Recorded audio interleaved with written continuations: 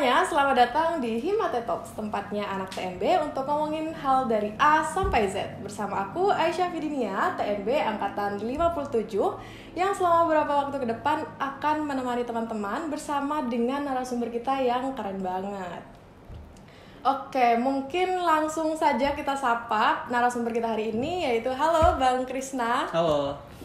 Gimana nih Bang kabarnya hari ini? Alhamdulillah baik. Kalau Ai sendiri gimana? Alhamdulillah baik juga. Gimana nih Bang, selama kuliah offline 2 minggu di semester 6, apakah menyenangkan kah?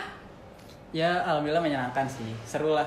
Dan juga kalau dibanding kuliah online, gue lebih milih offline sih. Karena kalau online tuh isinya tidur doang kan. Kalau Iya offline sih, setidaknya walaupun tidur gitu di kelas masih dengar suara dosen, ada yang masuk dikit-dikit gitu. Iya sih ya, terus kita kayak kepancing buat ngeliat temen-temen nyatet, kita juga nyatet gitu gak sih? Gue enggak sih. Oh iya, iya gak apa-apa sih Bang, itu kan preferensi orang beda-beda ya.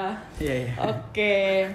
Nah tapi nih Bang, sebelum kita ngobrol lebih jauh, jadi aku mau memperkenalkan Bang Krisna dulu nih kepada teman-teman podcasters di rumah. Jadi teman-teman, perkenalkan, jadi Bang Krisna Yafi Bagas Pratama ini merupakan salah satu mahasiswa TNB Angkatan 56 yang saat ini juga menjabat sebagai Kepala Departemen Kampus Social Responsibility atau CSR. Nah mungkin teman-teman masih pada bingung gitu ya, atau masih asing dengan yang namanya CSR itu apa gitu. Nah mungkin bisa kita langsung tanya nih, CSR itu apa sih Bang? Jadi CSR itu tadi kan kepanjangannya udah disebutin sama Ais ya. Iya, nah itu CSR merupakan salah satu departemen terbaik lah di Himateta. Dan kita bergerak di bidang social corporate dan student care. Jadi kalau social corporate itu kita lebih ke program-program kerja kita yang berkaitan dengan masyarakat, misalkan kayak Bina Desa, terus pengajar SD, terus juga berbagi bersama panti. Turun lapang gitu ya? Ya, turun lapang, benar, lebih ke turun lapang. Terus ada lagi satunya lagi di divisi student care. Nah, student care ini kita bertanggung jawab atas kesejahteraan mahasiswa TMB, misal kayak ada yang kemalangan atau terkendala biaya UKT, terus bencana alam, seperti itu sih. Oke, berarti emang entah itu membantu di dalam lingkup kampus maupun di luar lingkup kampus juga gitu. Gila, keren banget. Prokernya CSR keren banget sih, parah. Oke, karena tadi Abang juga udah nge-mention nih tentang Bina Desa. Jadi topik kita pada podcast hari ini yaitu tentang Bina Desa. Nah mungkin teman-teman masih asing nih, Bina Desa tuh apa gitu. Terus kayak yang ngebina siapa, terus dibinanya tuh buat apa gitu. Nah nanti kita akan jawab pertanyaan-pertanyaan tadi pada podcast kali ini. Nah jadi untuk pertanyaan pertama nih Bang, yang awal dulu nih, Bina Desa itu apa sih? Jadi Bina Desa ini kan dari segi bahasa atau arti tiap orang kan pasti beda-beda. Ya, tapi kalau menurut gua, Bina Desa adalah sebuah kegiatan untuk membina suatu desa untuk meningkatkan kesejahteraan masyarakat desa tersebut. Nah itu bisa dari sumber daya alamnya, sumber daya manusianya, dan juga bisa dari geografisnya. Masih banyak lah gitu sumber-sumbernya. Oh berarti kayak apa ya, menemukan potensi dari desa tersebut untuk kita kembangkan gitu ya. Betul. Wah gila, keren banget. Nah terus untuk pada kegiatan Bina Desa itu sendiri, itu apa aja sih Bang? Maksudnya kegiatan-kegiatan yang dilakuin sama mahasiswa kayak kita gitu. Nah kalau untuk Bina Desa sendiri kan sebenarnya kita melakukan Bina Desa tuh di Desa Petir. Nah Desa Petir ini merupakan salah satu desa binaan Himateta. Dan di situ tahun lalu ya tepatnya ketika di akhir kepengurusan kita sempat ngadain acara di Desa Petir, dan gue ngerasa tahun depan kayaknya bakal di Desa Petir lagi nih karena masih ada permasalahan. Dan gue lihat di situ Desa Petir merupakan salah satu desa penghasil buah pala terbesar di Jawa Barat. Jadi banyak pohon pala dan kebun-kebun pala pun banyak.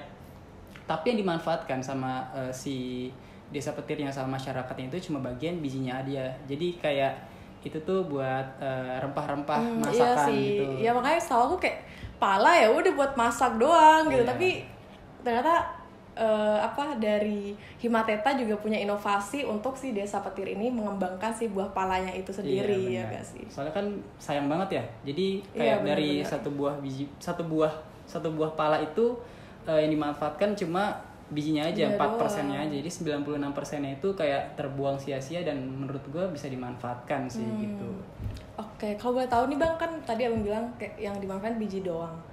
Nah, sebenarnya yang bisa kita manfaatkan dari si biji buah pala ini apa aja sih komponen-komponennya gitu? Nah, Apa jadi dari kan dagingnya kah atau gimana? buah pala itu kan ada bagian buahnya, ada bagian dagingnya, ada bagian fuli, terus ada bagian tempurung biji dan juga bagian bijinya. Nah gitu. Kalau untuk sekarang tuh kita mau ngebina desa di bagian dagingnya aja. Sebenarnya ada sih pengolahan daging buah pala, yaitu manisan pala. Cuma untuk sekarang yang gue lihat di pasaran dan juga gue sempat survei ke Desa Petir, sebenarnya dulu banyak yang jual manisan pala, dan sekarang semakin ngurang karena udah nggak terlalu minat lagi karena udah terlalu lama. Dan Iya sih. ya, Soalnya kan manisan tuh banyak mereknya ya. Iya. Maksudnya kayak orang-orang prefernya pasti yang udah emang terkenal Iya, gitu. gitu. Terus kayak masih aneh, buah pala buat manisan apaan Iya, gitu. iya. Iya sih, benar-benar. Terus berarti yang di Bina Desa Bang Krisna di Desa Petir ini buah palanya tuh diapain gitu Bang? Maksudnya kegiatannya Nah gimana? itu kita punya sebuah terobosan, kita membuat si daging buah palanya itu diolah jadi wedang pala. Nah, Wow. iya, jadi wedang palanya ini nanti ada campuran jahenya juga sebenarnya, dan nanti kita bikin jadi kemasan botol gitu sih rencananya, dan biar distribusinya juga mudah gitu. Oh, oke. Terus diubah jadi wedang ya? Iya, jadi nah itu wedang, betul. ide pertama untuk ngejadiin pala menjadi wedang itu kan kayak aku aja nggak kepikiran gitu. Itu ide awalnya gimana tuh Bang? Nah jadi sebenarnya awalnya itu beberapa tahun lalu sih Desa Petir tuh pernah kedatangan seorang dosen IPB gitu, dia ngadain pelatihan tentang pemanfaatan daging pala, dan itu salah satunya jadi wedang. Cuma mereka tuh terkendala dalam segi biaya produksi, terus dia juga minim pengetahuan akan pengemasan, terus izin edar, terus apalagi ya Kayak untuk disebar luasnya mereka masih belum terlalu paham gitu ya. Terus juga digital marketingnya mereka juga belum tahu, mau ditaruh di pasar mana juga mereka belum tahu. Akhirnya ya udah sekedar ada pelatihan dan nggak bisa berkelanjutan sampai sekarang. Nah maka dari itu kita ingin ngebantu mereka dalam membangkitkan lagi semangat mereka dalam buat bikin buah pala dan juga membranding kepada masyarakatnya gitu. Oke, menarik banget nih ya guys. Proker dari Bina Desa Himateta ini sendiri gitu. Terus juga tadi ada produknya juga yang mau kita bikin. Berarti itu kita bikinnya bareng-bareng sama warga atau gimana tuh Bang? Iya, untuk awalnya kayaknya kita bikin sama warga, dan kita nanti juga ketika struktur organisasi dari orang yang berkontribusi dalam produksi rumah pala ini, dari buah pala ini, nanti itu bakal diterusin sama mereka sendiri. Jadi kita kayak ngarahin kemana sih, kita harus buat apa sih, kita harus uji apa sih biar itu aman, itu bisa edar. Jadi nanti misalkan udah sustain, mereka bisa bertahan sendiri, dan itu juga kita kasih pelatihan-pelatihan kayak pelatihan digital marketing, kita kasih pelatihan produksinya yang bagus gimana dan sehat gitu. Oke, berarti emang gak ditinggal gitu ya Bang? Maksudnya bukan proker yang kayak cuma sebulan kelar udah kita tinggalin, tapi kayak kita tetap pantau, terus kita kembangin juga gitu ya. Keren banget. Nah terus aku tuh pernah denger gitu, katanya Departemen CSR nih pernah menang lomba terkait Bina Desa ini. Nah boleh nih Bang cerita tentang lombanya tuh gimana sih, terus sistemnya tuh gimana, kok bisa ada juga gitu loh lomba tentang Bina Desa? Oh iya, itu ada lombanya di bulan Maret kemarin. Nama lombanya tuh, nama eventnya LIP 3D, kepanjangannya kalau nggak salah ya, Lomba Inovasi Program Pemberdayaan dan Pembangunan Desa. Nah itu diselenggarakan oleh Universitas Negeri Jogja dari UNY. Berarti skalanya nasional ya Bang? Skalanya nasional. Oh gitu. gila, keren. Dan itu juga dari lombanya itu kebagi jadi 12 kategori. Dan yang kategori yang kita ikuti kemarin itu kategori perkebunan gitu. Terus untuk lomba itunya kayak apa tuh? Jadi ada 3 tahap. Yang pertama ada tahap seleksi abstrak, terus ada tahap seleksi paper, dan yang ketiga seleksi presentasi gitu sih. Nah tapi untuk tahun kemarin kan online, tapi untuk tahun sebelumnya, sebelum pandemi atau nanti setelah pandemi, gue kurang tahu tuh apakah tetap online ataukah bisa jadi kita kesana, kita ke Jogja ya. Iya. Wah bisa sekalian jalan-jalan nggak tuh? Sayang banget kemarin pandemi kan. Iya bener banget. Berarti kan kita ngajuin inovasi gitu kan. Kalau gue tahu inovasi yang diajuin CSR tuh apa? Nah, kemarin tuh kita ngajuin 2 inovasi. Jadi yang pertama itu kita membuat wedang pala dari daging buah pala. Terus satu lagi kita ada tambahan inovasi briket pala. Jadi briket pala ini sebuah briket yang asalnya dari tempurung biji pala gitu kan. Bagian biji palanya ada tempurungnya tuh di bagian luar sebelum dia menyentuh daging gitu. Iya sih. Terus kayak aku kayak baca-baca tuh emang briket tuh kita masih yang suka impor gitu kan, maksudnya masih yang ngambil dari luar. Padahal kayak sebenarnya kita bisa bikin dari betul. Buah pala ini, gila keren. Bisa nih Bang diterusin idenya. Bisa. Nah terus kan tadi Abang juga udah ngejelasin terkait kegiatan-kegiatan Bina Desa itu apa aja. Terus pernah ikutan lombanya juga dan sampai menang juga, juara 1 ya Bang kalau nggak salah. Nah, kalau boleh tahu apa sih yang memotivasi Bang Krisna untuk terjun langsung gitu ke Bina Desa bersama anggota-anggota CSR yang lain?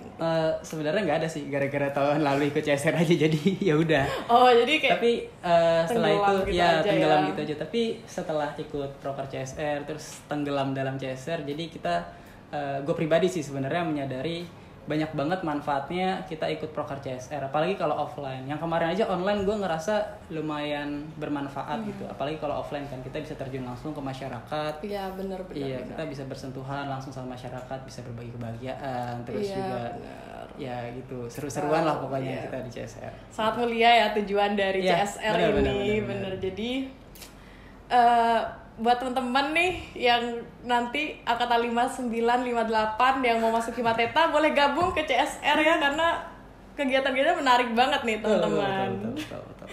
Oke, kan dari tadi Bang Krisna juga selalu mention tentang CSR nih, dari ada yang ke panti lah, terus ngajar juga, ada yang ke desa.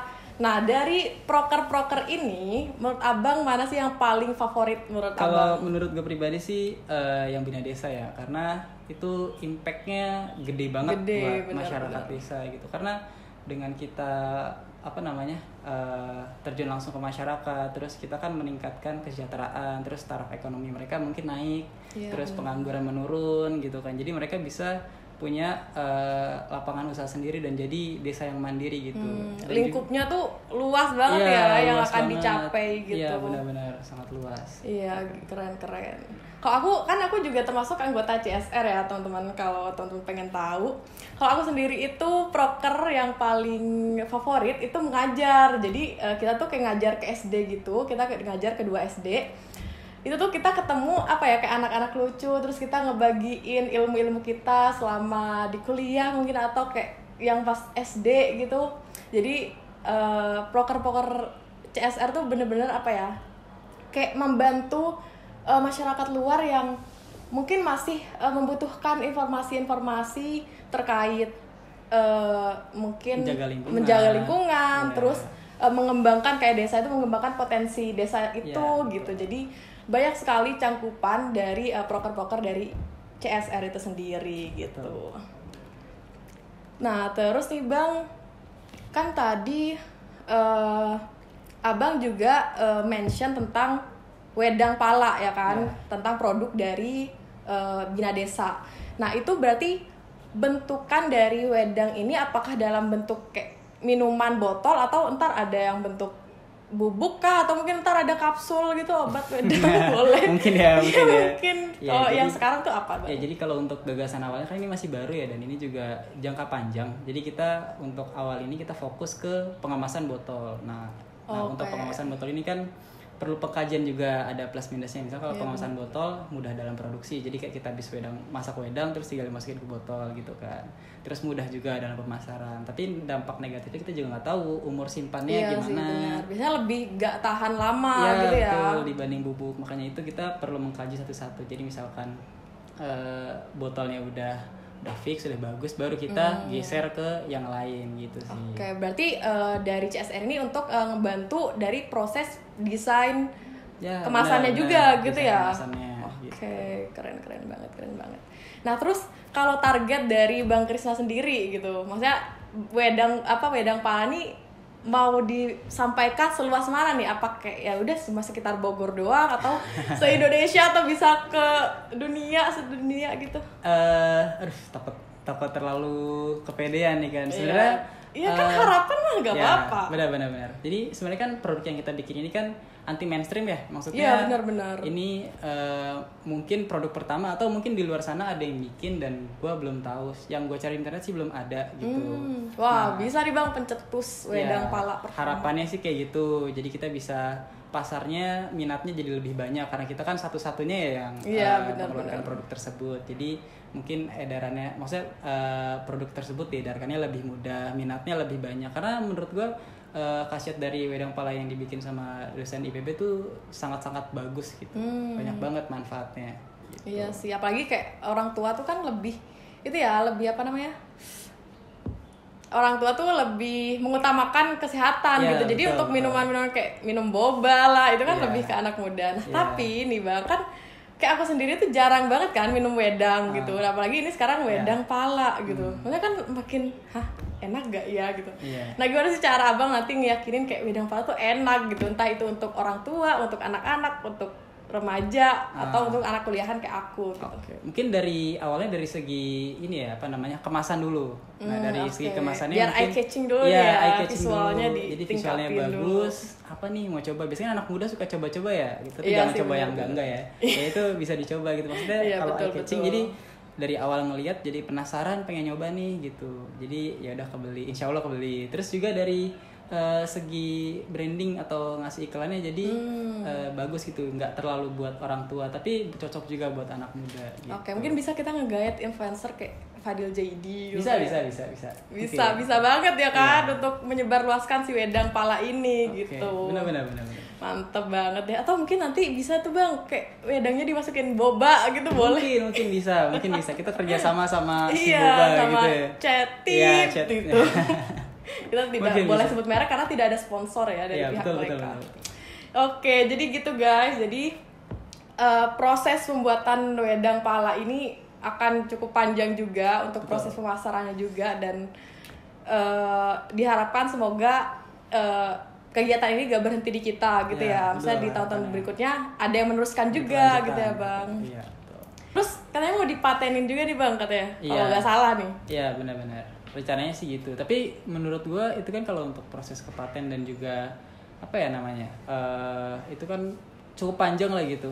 Dan gue nanya ke temen gue itu agak sulit kalau dari segi industrinya aja masih skala rumahan. Jadi kalau untuk industrinya masih skala rumahan, izinnya mungkin PIRT cukup gitu. Mungkin nanti kalau udah punya rumah pabrik sendiri itu mungkin baru bisa ke BPOM gitu sih. Berarti harus punya rumah produksi untuk khusus wedang pala gitu ya. Rumah produksi gitu. Nah, terus misal nih ya, kan namanya harapan juga nih. Ternyata bisa nih si wedang pala ini dipatenin gitu. Nah, langkah selanjutnya yang bakal Abang lakuin tuh apa?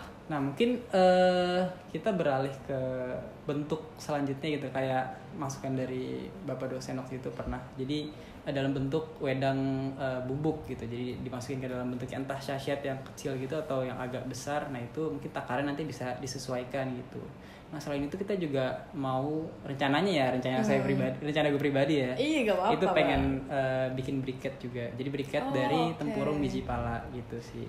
Dan itu menurut gue potensial banget buat jadi briket. Dari jurnal-jurnal yang gue baca juga itu udah mendukung banget dan itu salah satu jenis briket yang cukup baik lah dari tempurung biji pala. Gitu. Bisa tuh ntar kita sebarin ke restoran-restoran kayak Korea, ke restoran Jepang. Betul. Itu kan sekarang lagi marak-maraknya kayak anak-anak K-popers gitu. Bisa nih untuk jadi pasar kita selanjutnya gitu ya kan. Bener. Oke, mungkin pertanyaan terakhir nih Bang.